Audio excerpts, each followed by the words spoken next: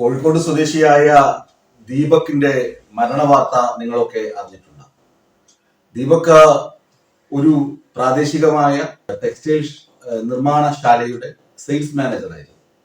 അപ്പോൾ ഇതിന്റെ ഭാഗമായി ധാരാളം യാത്രകൾ ഈ 42-കാരൻ നടത്തിയിരുന്നു. കോഴിക്കോട് നിന്ന് കണ്ണൂർ പയ്യന്നൂരിലേക്കുള്ള യാത്രയും അതുപോലെ ജോലിയുടെ ഭാഗമായി നടത്തിയതാണ്. കഴിഞ്ഞ ആഴ്ച അദ്ദേഹം വളരെ സന്തോഷവാനായി ജോലിക്ക് പോയി. തുടർന്ന് ട്രെയിനിൽ കോഴിക്കോട് നിന്ന് കണ്ണൂരേക്ക് പോകുന്നു. അവിടെ നിന്ന് ബസ്സിൽ തന്റെ ജോലിയുമായി ബന്ധപ്പെട്ട സ്ഥലത്ത് പയ്യന്നൂർ എത്തണം. ആ ബസ്സിൽ യാത്ര ചെയ്യുന്നതിനിടയിൽ അബദ്ധവശാൽ ഒരു യുവതിയുടെ ദേഹത്ത് അദ്ദേഹം സ്പർശിക്കേണ്ടി വന്നു. അബദ്ധം കൊണ്ട് ആകണം എന്നേ വിശ്വസിക്കാൻ തരമുള്ളൂ എന്ന് അങ്ങനെ തന്നെ ആകണം സംഭവിച്ചത്. അതുകൊണ്ടാണല്ലോ ദീപക് ജീവൻ ഒടുക്കിയത്. ഈ യുവതിയുടെ ശരീരത്തിൽ ദീപകിന്റെ ശരീരം കൊണ്ടു. അത് ആ യുവതി കരുതിയത് മനഃപൂർവ്വം കടന്ന് പിടിച്ചതാണ് എന്നൊക്കെ പറഞ്ഞ് ഒരു വീഡിയോ റീൽ. ഇപ്പൊ അങ്ങനെയാണല്ലോ ട്രെൻഡ്. ലൈംഗിക അധിക്ഷേപം ശരിക്ക് നടത്തുന്നവരെ ഒരു കുഴപ്പമില്ലാതെ ലൈംഗിക ആഭാസമൊക്കെ കാണിച്ച് അവരിങ്ങനെ കടന്നു പോകും. പക്ഷെ അബദ്ധവശാൽ ഒരു സ്ത്രീ ശരീരത്തിൽ തൊട്ടുപോയി എന്ന കുറ്റം ചാർത്തി ആ യുവതി ഒരു വീഡിയോ റീലിട്ട് അധിക്ഷേപിക്കുന്നു. ഇങ്ങനെ ഒരാൾ എന്നെ കടന്നു പിടിക്കാൻ ശ്രമിച്ചു, അങ്ങനെയൊക്കെ ആകണമല്ലോ, അറിയില്ല. അതിന്റെ ഉള്ളടക്കമൊക്കെ ഞാൻ കണ്ടു. പക്ഷെ അതൊക്കെ പറയാൻ ഇപ്പോൾ ഒരല്പം വൈഷമ്യമുണ്ട്. നമുക്കും സഹോദരങ്ങളും സഹോദരിമാരും ഒക്കെ ഉള്ളതാണല്ലോ, പറയാനൊരു വൈഷമ്യമുണ്ട്. അപ്പോ ഈ ചെറുപ്പക്കാരൻ ഇത് കണ്ടിട്ട് ആ യുവതിക്കെതിരെ ആരോപണങ്ങൾ ഉയർന്നു. ഇത് ശരിയല്ല, ഇങ്ങനെയല്ല സംഭവിച്ചതെന്നുള്ള ആരോപണങ്ങൾ വന്നപ്പോൾ ആ യുവതി എന്ത് ചെയ്തു? ആദ്യമായിട്ട് റീല് ഡിലീറ്റ് ചെയ്തു. അങ്ങനെ ഇരുന്നെങ്കിൽ പിന്നെയും കുഴപ്പമില്ല. പിന്നെ ഈ യുവതി ചെയ്തത് കുറച്ചുകൂടി വിശദീകരണം നൽകി. എന്തുകൊണ്ടാണ് ഞാൻ ആ റീലിട്ടത്, എന്തുകൊണ്ടാണ് ഇത് ചെയ്തത് എന്ന് പറഞ്ഞ് ഒരു വിശദീകരണം കൂടി നൽകി. എന്നിട്ട് വീണ്ടും അതേ റീല് പോസ്റ്റ് ചെയ്തു.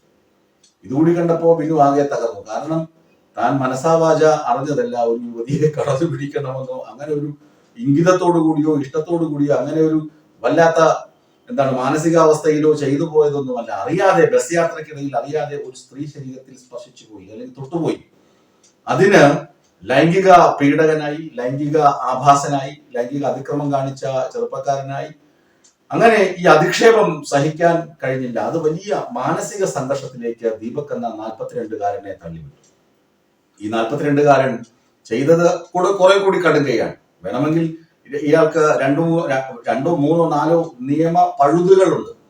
ഒന്ന്, ആ സ്ത്രീക്കെതിരെ കേസ് കൊടുക്കാം. ആ സ്ത്രീ തന്നെ മനഃപൂർവ്വം അപമാനിച്ചു എന്ന് പറഞ്ഞ കേസ് പോലീസ് സ്റ്റേഷനിൽ കൊടുക്കാം. അല്ലെങ്കിൽ ഈ വീഡിയോ ഒക്കെ ഡിലീറ്റ് ചെയ്യണമെന്ന് യൂട്യൂബിനോ അതുപോലെ സോഷ്യൽ മീഡിയ പ്ലാറ്റ്ഫോമുകളെ സമീപിക്കാം. അല്ലെങ്കിൽ തനിക്ക് ഇങ്ങനെ മാനസിക സംഘർഷം ഉണ്ടായെന്ന് പറഞ്ഞ് കൗൺസിലേഴ്സിനെ സമീപിക്കാം. ഏതായാലും ഇദ്ദേഹം അങ്ങനെ യാതൊന്നും ചെയ്യാതെ ശനിയാഴ്ച രാത്രി 10 മണിയോടുകൂടി ഉറങ്ങാൻ മുറിക്കുള്ളിൽ കയറി. പിറ്റേ ദിവസം രാവിലെ 7 മണിയായിട്ടും, അതായത് രാവിലെ 7 മണിയായിട്ടും മുറി തുറക്കുന്നില്ല. മുറി തുറക്കാതെ ആയപ്പോൾ ബന്ധുക്കൾ വിളിച്ചു. അവസാനം മുറി തള്ളി ബലം പ്രയോഗിച്ച് തുറന്നു നോക്കിയപ്പോൾ അയാൾ മരിച്ച് കിടക്കുന്ന അവസ്ഥ. ഇത് അതിദാരുണമായ സംഭവമാണ്. ഒരു പക്ഷേ എങ്കിൽ രാഹുൽ ഈശ്വറൊക്കെ ഉയർത്തുന്ന വലിയ ആശയമുണ്ടല്ലോ, പുരുഷ കമ്മീഷൻ, പുരുഷന് നീതി വേണം. എന്തൊരു ചെറിയ നിസാര കാര്യത്തിനും പുരുഷനെ വളരെ വേഗം ഇങ്ങനെയൊക്കെ ആരോപണ വിധേയനാക്കാനും ഇങ്ങനെ സമൂഹ മധ്യത്തിൽ അധിക്ഷേപിക്കാനും അപമാനിക്കാനും ഒക്കെ അവസരമുള്ള കാലമാണ്. അല്ലെങ്കിൽ അതിന് നിയമം ഒരുപാട് പിന്തുണ സ്ത്രീകൾക്ക് കൊടുക്കുന്നുണ്ട്. ഈ യുവതി ഒരുപക്ഷെ തെറ്റിദ്ധരിച്ചതാകാം. അല്ലെങ്കിൽ ഒരുപക്ഷെങ്കിൽ അവർക്ക് ഒരു ഫ്രസ്ട്രേഷൻ ഉണ്ടാവുമല്ലോ, പുരുഷന്മാരോടുള്ള ഒരു ഫ്രസ്ട്രേഷൻ, ദേഷ്യം, അതിന്റെ ഭാഗമായാകാം. ഏതായാലും ഏത് വിധേയനയായാലും ഒന്നുമില്ല, അപ്പോൾ തന്നെ അവർക്ക് ആ ബസ് യാത്രക്കിടയിൽ തന്നെ ബസ്സിലെ കണ്ടക്ടറോടോ ഡ്രൈവറോടോ പറഞ്ഞിട്ട് അപ്പോൾ തന്നെ പോലീസ് സ്റ്റേഷനിൽ പോകാം.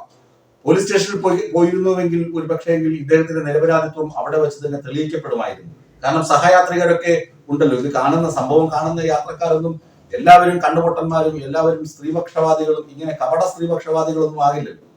അവര് പോലീസിനോട് കാര്യം പറയുമല്ലോ, ഇതാണ് സംഭവിച്ചത്, ഇവർ പറയുന്നത് നുണയാണെന്ന് പറയുമല്ലോ. അങ്ങനെ ചെയ്യാതെ സോഷ്യൽ മീഡിയ പ്ലാറ്റ്ഫോമിലൂടെ ഈ ചെറുപ്പക്കാരനെ അധിക്ഷേപിക്കുകയും ചെറുപ്പക്കാരൻ ജീവനൊടുക്കുകയും ചെയ്യും. ഇവിടെയൊക്കെയാണ് ഒരു പുരുഷ കമ്മീഷന്റെ ആവശ്യമൊക്കെ ഉണ്ടെന്ന് എല്ലാവർക്കും തോന്നിപ്പോകുന്നത്. കാരണം എന്തിനും ഏതിനും പുരുഷനെ ക്രൂശിൽ കയറ്റാൻ പറ്റുന്ന ഒരു സാമൂഹിക വ്യവസ്ഥക്കെതിരെ പുരുഷനും നീതി വേണമല്ലോ. നീതി നിഷേധം മാത്രം അവന് നേരിട്ടാൽ പോരല്ലോ. ഇങ്ങനെയൊക്കെ ജീവനൊടുക്കേണ്ട സാഹചര്യം വരെ ഉണ്ടാകുന്ന സാഹചര്യം സമൂഹത്തിൽ നിലനിൽക്കുന്നു. ഇവിടെ ആ യുവതിക്കെതിരെ ആത്മഹത്യാ പ്രേരണാ കുറ്റം ചുമത്തി അവരെ അറസ്റ്റ് ചെയ്യണമെന്ന ആവശ്യവും ശക്തമാകുന്നുണ്ട്. പോലീസ് ഇക്കാര്യത്തെക്കുറിച്ച് വിശദമായി അന്വേഷിക്കും.